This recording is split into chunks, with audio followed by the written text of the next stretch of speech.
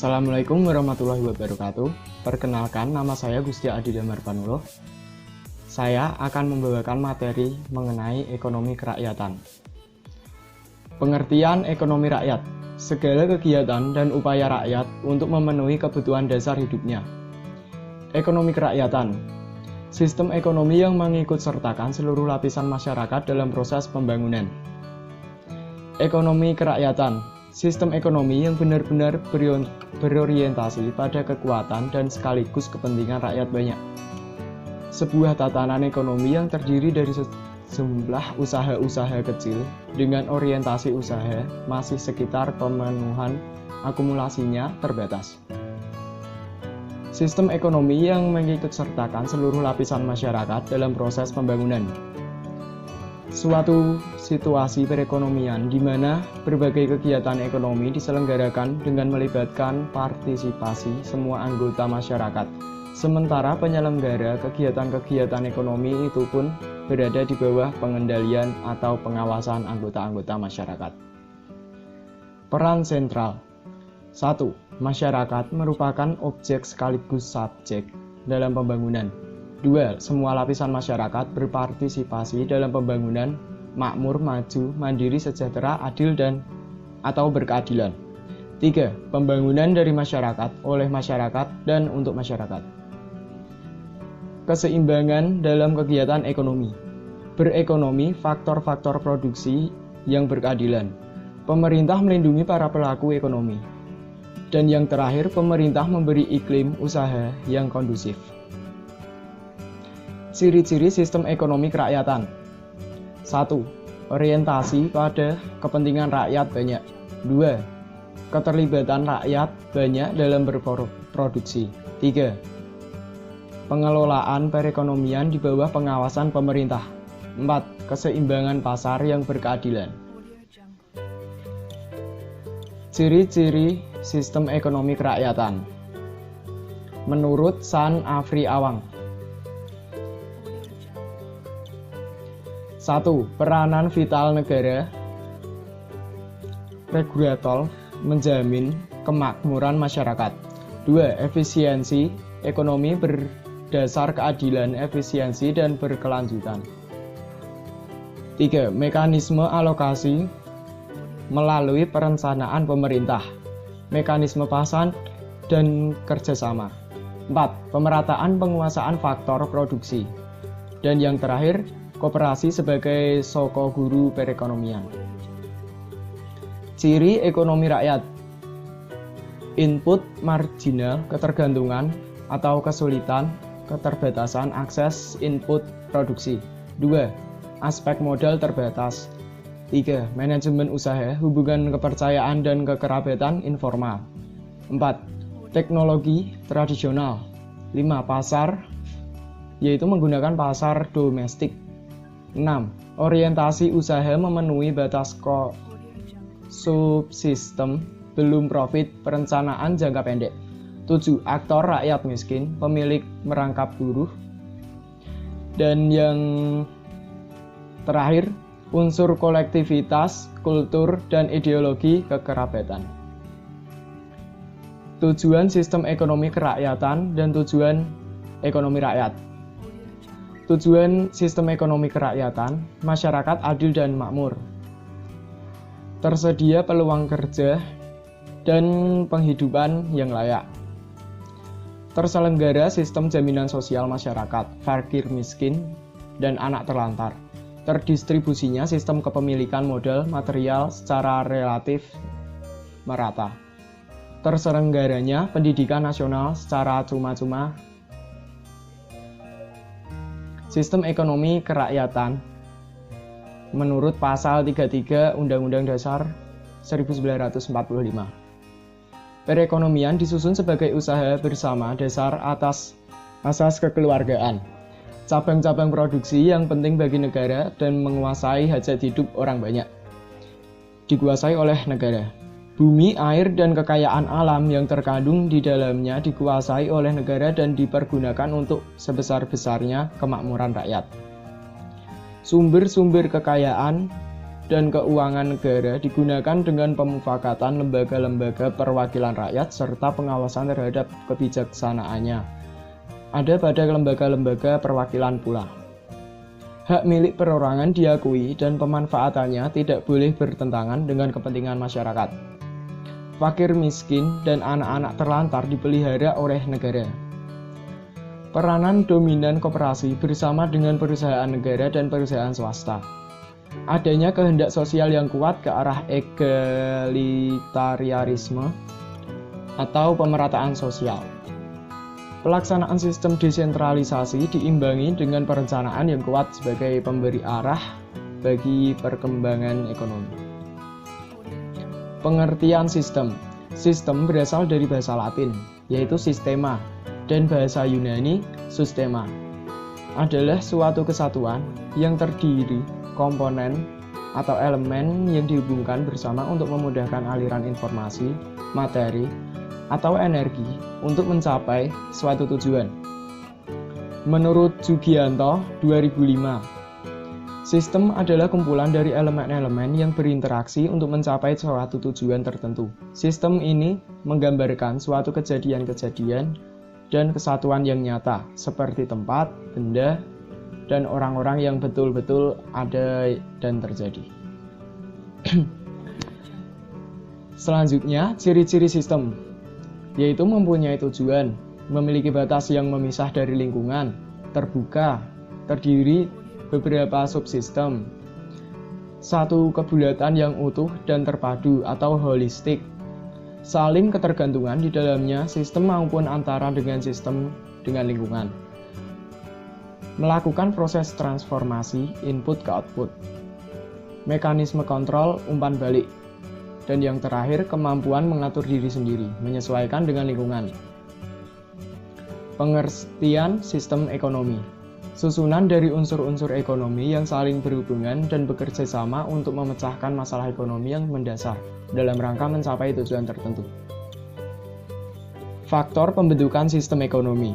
Falsafah pandangan hidup, bagian kesatuan ideologi kehidupan, sistem sosial, sistem politik, atau demokrasi sentralisme. Cara untuk memecahkan masalah ekonomi. Dan yang terakhir, ideologi politik sejalan dengan ideologi ekonomi. Fungsi sistem ekonomi, yaitu ada 4. Yang pertama, koordinasi kegiatan ekonomi. Yang kedua, stimulan dalam berproduksi. Yang ketiga, regulasi hasil produksi. Dan yang terakhir, pengatur distribusi barang atau jasa. Sistem ekonomi suatu negara. Sistem pemilikan sumber daya atau faktor-faktor produksi. Keleluasaan masyarakat untuk berkompetisi dan untuk menerima imbalan atas prestasi kerjanya. Dan yang terakhir, kadar peranan pemerintah dalam mengatur, mengarahkan, dan merencanakan kehidupan bisnis dan perekonomian pada umumnya. Macam-macam sistem ekonomi.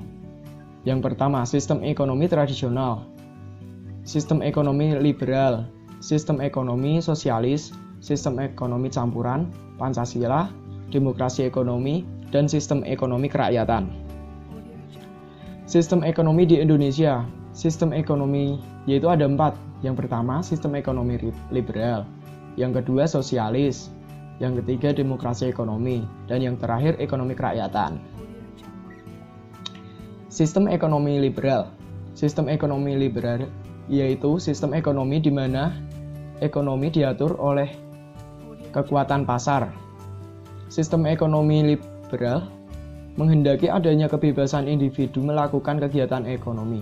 Sistem ekonomi liberal juga dianut negara-negara Eropa dan Amerika Serikat. Ciri-ciri adanya pengakuan terhadap hak individu, lalu kedaulatan konsumen dan kebebasan dalam konsumsi. Menerapkan sistem persaingan bebas, peranan modal sangat penting, peranan pemerintah dibatasi, dan yang terakhir motif mencari laba terpusat pada kepentingan individu. Kelebihan, setiap individu bebas menentukan perekonomiannya sendiri. Setiap individu bebas memiliki alat produksi sendiri. Kegiatan ekonomi lebih cepat maju karena adanya persaingan. Produksi didasarkan kebutuhan masyarakat, kualitas barang lebih terjamin, dan yang terakhir kualitas pelayanan terjamin. Kelemahan sistem ekonomi liberal menimbulkan monopoli. Yang kedua, terjadi kesenjangan. Yang ketiga, rentan terhadap krisis ekonomi. Yang keempat, adanya eksploitasi. Dan yang kelima, tindakan yang kurang sehat dalam persaingan. Sistem ekonomi sosialis komando atau terpusat. Sistem ekonomi sosialis yaitu sistem ekonomi di mana ekonomi diatur negara. Dalam sistem ini dijalankan pemerintah sepenuhnya menjadi tanggung jawab negara atau pemerintah pusat. Sistem ekonomi sosialis banyak diterapkan di negara-negara Eropa Timur, pada umumnya menganut paham komunis. Ciri-ciri: hak individu tidak diakui, seluruh sumber daya dikuasai negara, jalannya kegiatan perekonomian sepenuhnya tanggung jawab pemerintah, kegiatan ekonomi direncanakan dan diatur pemerintah, produksi dilakukan untuk kebutuhan masyarakat, kebijakan perekonomian disusun dan dilaksanakan pemerintah. Kelebihan: pemerintah sepenuhnya bertanggung jawab terhadap perekonomian. Pemerintah bebas menentukan produksi sesuai kebutuhan masyarakat. Pemerintah mengatur distribusi, mudah dalam pengelolaan, pengendalian, dan pengawasan. Perencanaan pembangunan lebih cepat, kebutuhan masyarakat dapat terpenuhi secara merata. Kelemahan: hak milik individu tidak diakui. Individu tidak mempunyai kebebasan dalam berusaha. Potensi dan kreativitas masyarakat tidak berkembang. Dan yang terakhir, jalur birokrasi panjang. Sistem ekonomi campuran. Sistem ekonomi campuran merupakan penggabungan antara sistem ekonomi liberal dan sosialis. Dalam sistem ini, pemerintah bekerja sama dengan pihak swasta dalam menjalankan kegiatan perekonomian. Sistem ini banyak diterapkan di negara-negara yang sedang berkembang. Ciri-ciri: kegiatan-kegiatan ekonomi dilakukan oleh pemerintah dan swasta. Transaksi ekonomi terjadi melalui mekanisme pasar, tetapi masih ada campur tangan pemerintah. Ada persaingan, tetapi masih ada kontrol pemerintah. Kelebihan dari sistem ekonomi campuran: pemerintah dapat memfokuskan perhatian untuk memajukan sektor usaha menengah dan kecil. Adanya kebebasan berusaha dapat mendorong kreativitas individu. Hak milik individu atas sumber produksi diakui walaupun ada pembatasan. Dan yang terakhir, lebih mementingkan kepentingan umum daripada kepentingan pribadi. Kelemahan: lemahnya unsur pengawasan pemerintah, menimbulkan ketimpangan dalam persaingan bisnis. Pengelolaan sumber daya yang tidak tepat berpotensi memperlambat pertumbuhan ekonomi negara. Sistem ekonomi kerakyatan.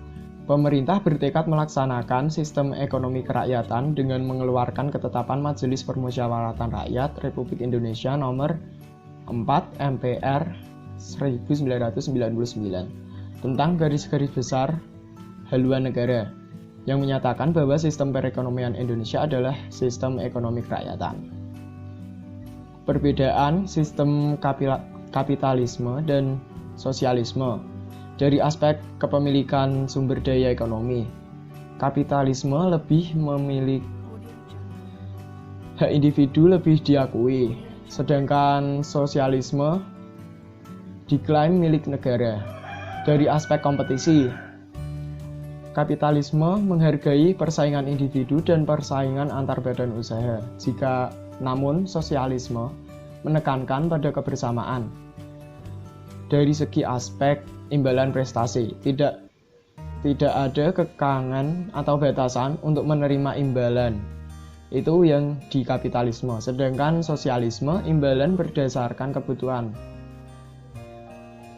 Dari aspek peranan pemerintah. Peranan pemerintah di kapitalisme minim, sedangkan sosialisme sangat tinggi. Dari aspek pengendali pasar, kapitalisme lebih ke mekanisme pasar, sedangkan sosialisme perencanaan terpusat. Demokrasi ekonomi terdapat 5 tahap. Yang pertama yaitu pendahuluan. Sesuai dengan pasal 33 UUD 1945, perekonomian Indonesia berdasarkan atas demokrasi ekonomi. Pembangunan ekonomi yang didasarkan pada demokrasi ekonomi merupakan bagian integral pembangunan nasional. Undang-Undang Dasar 1945 Pasal 33 menyatakan bahwa 1. Perekonomian disusun sebagai usaha bersama berdasar atas kekeluargaan. 2. Cabang-cabang produksi yang penting bagi negara dan yang menguasai hajat hidup orang banyak dikuasai oleh negara. Dan yang ketiga, bumi, air, dan kekayaan alam yang terkandung di dalamnya dikuasai oleh negara dan dipergunakan untuk sebesar-besarnya kemakmuran rakyat. Yang kedua, pendekatan penjabaran mengikuti penyusunan Undang-Undang Dasar 1945 dan garis-garis besar haluan negara atau GBHN.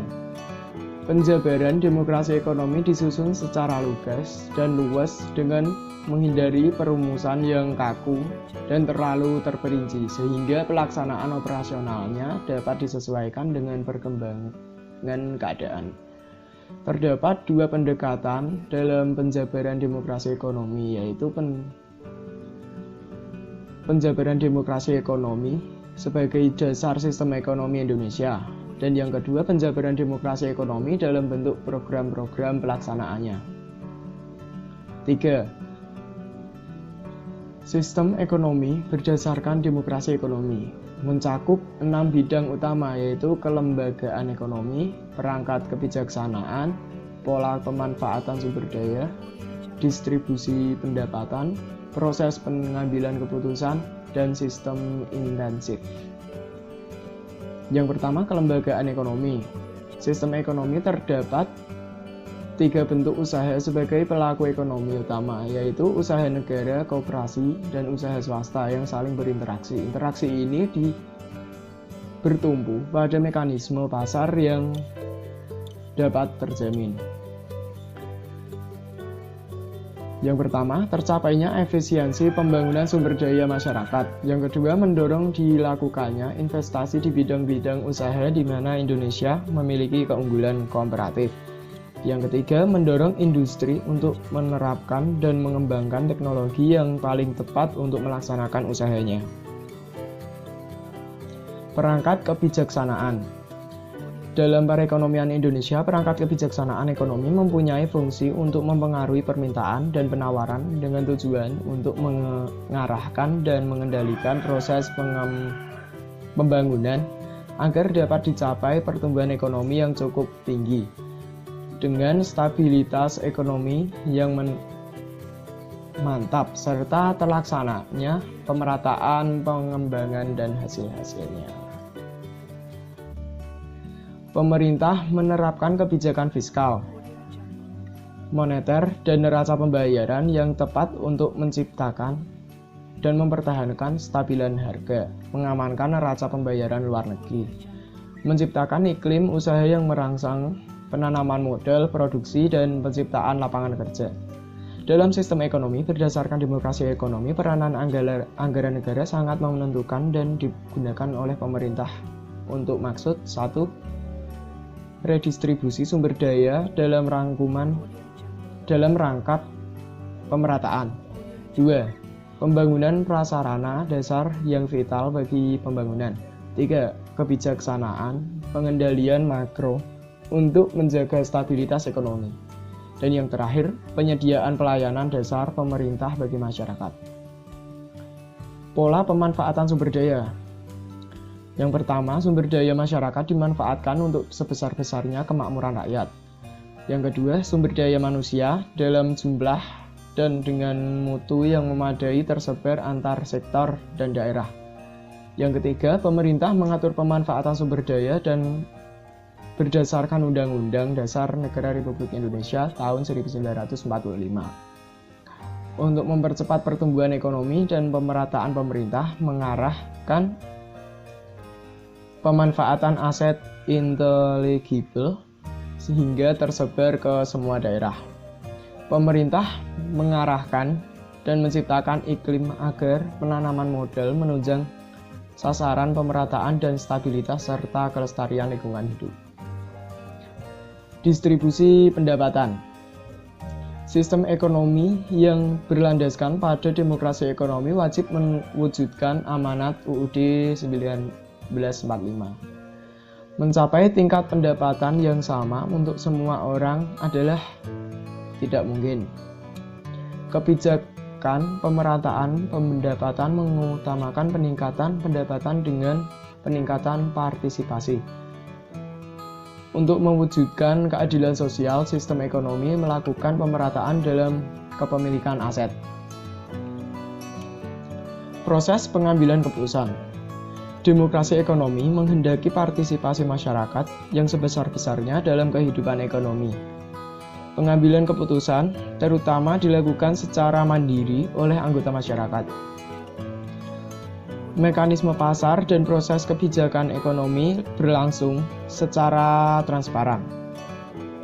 Proses pengambilan keputusan dilakukan secara terbuka.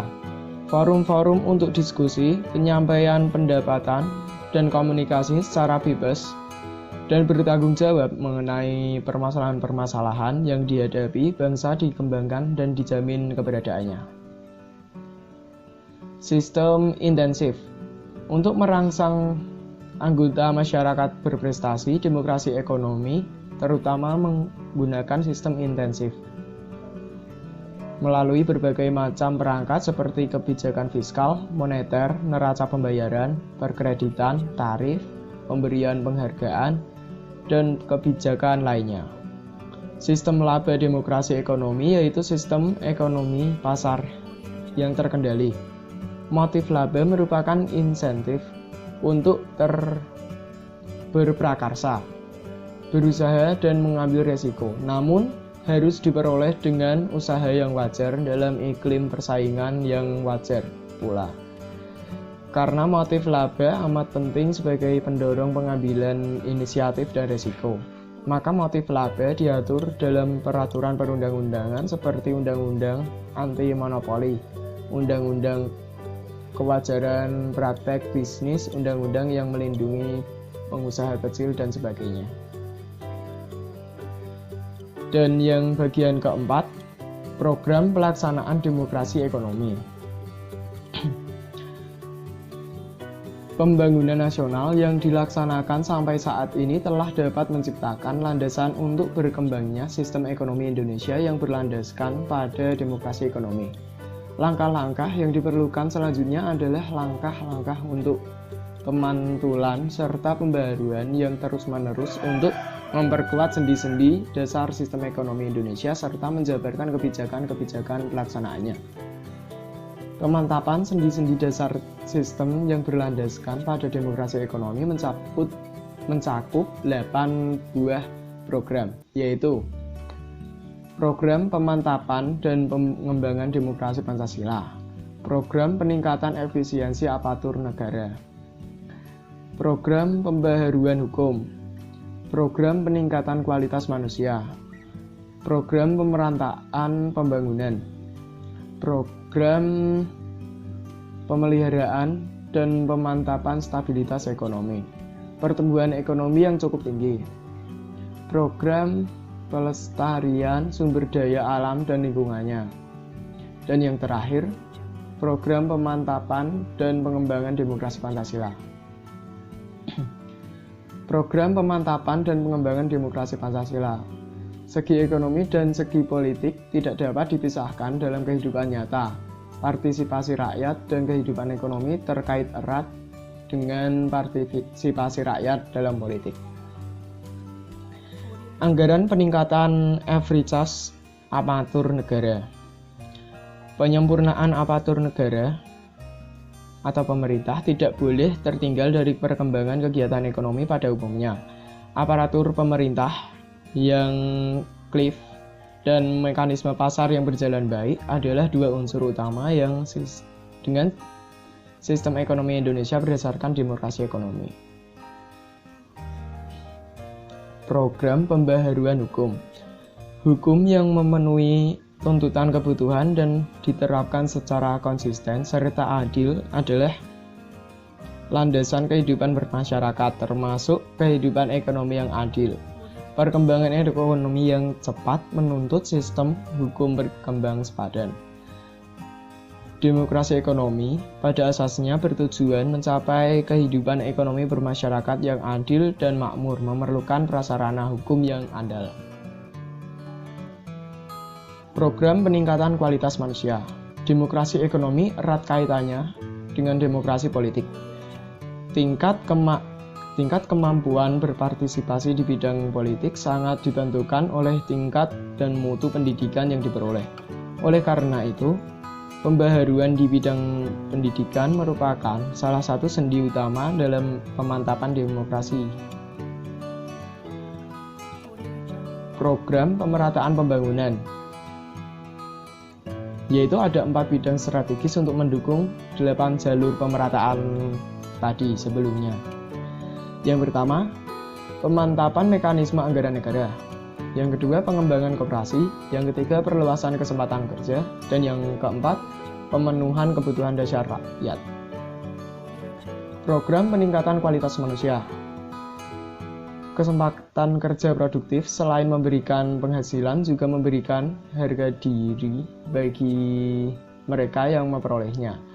Semua orang lupa dasar untuk keikutsertaan penuh seorang dalam kehidupan demokrasi. Penambahan kebutuhan rakyat merupakan sisi lain dan peningkatan kualitas manusia Indonesia. Pembangunan yang dilakukan sampai sekarang sudah mencakup dasar-dasar dan pemenuhan kebutuhan dasar. Program untuk mendukung kepentingan pertumbuhan ekonomi yang cukup tinggi. Demokrasi ekonomi menghendaki kesejahteraan dan kemakmuran yang dapat dinikmati secara adil dan seimbang oleh seluruh rakyat, dan sekaligus semakin tinggi tingkat kemakmuran semakin meningkat.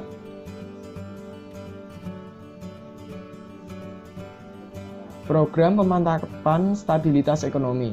Salah satu landasan kebijaksanaan pembangunan nasional yang dilakukan sampai sekarang adalah kebijakan ekonomi makro, yaitu fiskal, moneter, neraca pembayaran.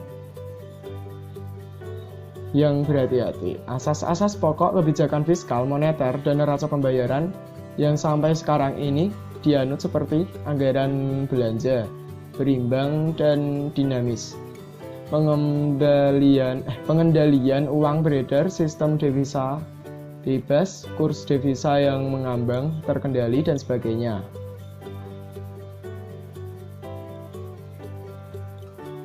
Pelestarian sumber daya alam dan lingkungan hidup. Demokrasi ekonomi menyaratkan peningkatan kemakmuran yang mencapai secara berkesinambungan, yang berarti bahwa pelestarian kemampuan sumber daya alam untuk mendukung peningkatan kemakmuran. Dengan tepat dikatakan bahwa pembangunan nasional Indonesia merupakan pembangunan berwawasan lingkungan. Perangkat perundang-undangan telah ditetapkan dan kebijakan-kebijakan umumnya telah dirumuskan. Yang diperlukan adalah penyempurnaan pelaksanaannya. Dan yang terakhir yaitu bagian 5, yaitu penutup. Ada 4 bagian, yaitu pelaksanaan pemantapan demokrasi ekonomi merupakan bagian integrasi dari pembangunan nasional. Yang kedua, pelaksanaan dilakukan sepenuhnya terintegrasi dalam tahap-tahap pelaksanaan pembangunan nasional. Dan yang ketiga, program-program tertuang dalam strategi pembangunan jangka panjang, dalam replika, dalam rencana-rencana tahunan, dan dalam kebijaksanaan pembangunan. Berhasilnya demokrasi ekonomi di dalam kehidupan ekonomi Indonesia tergantung dari tekad, semangat, disiplin, tindakan nyata dari para penyelenggara negara dan para pelaku ekonomi serta masyarakat umumnya. Sekian materi yang saya sampaikan, semoga bermanfaat.